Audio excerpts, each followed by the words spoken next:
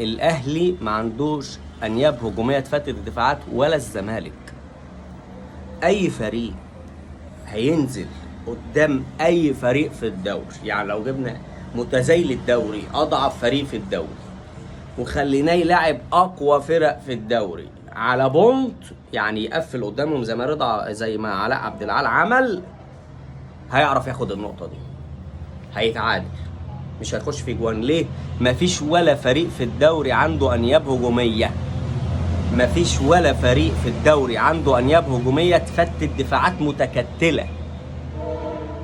لكن مرتد هيكسب، فرقه فاتحه خطوطها هيكسب، لكن فرقه بتلعب زي علاء عبد العال كده كله دفاع منطقه واللي 11 لاعب جوه الصندوق ويا دوب عندك طرفين يضيعوا الكرة شويه وخلاص، مفيش فرقه هتاخد نقطه، ولا بيراميدز ولا الزمالك ولا الاسماعيلي ولا المصري.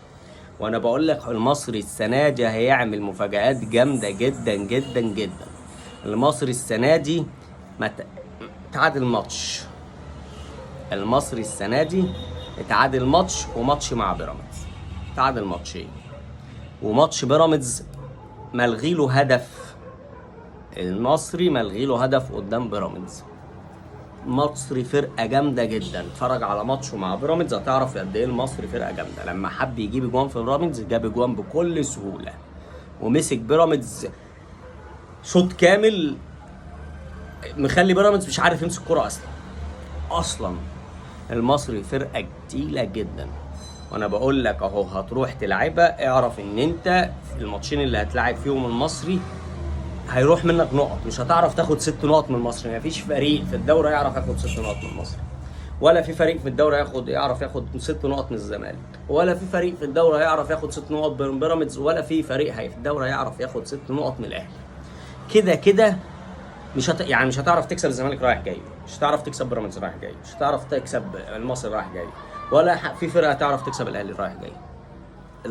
الاربع فرق دول المربع الذهبي عشان تبقى فاهم، دول هيبقوا يعني الاهلي واقع حالا بس هيقوم، كده كده الاهلي هيقوم، ولو ما قامش بيلاقي اللي بيقومه، الاهلي بيلاقي اللي بيقومه جميل، ولو ايه هتلاقي بيلاقي، والزمالك بيلاقي اللي بيقومه، لكن له حدود. انا هقومك لحد المركز كذا، لكن الاهلي انا هقومك لحد البطوله. السنه اللي فاتت الاتحاد قوم الاهلي لحد البطوله، انا هحسب لك نقط. وفي حد كان يصدق ان الاهلي هيرجع ياخد دوري؟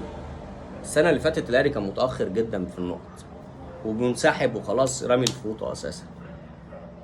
اما لا ما تقلقش احنا في ظهرك وبتاع، مكالمه الاتحاد جمدت قلبه وخش العب كمل، وال3 نقط مش هيتخصموا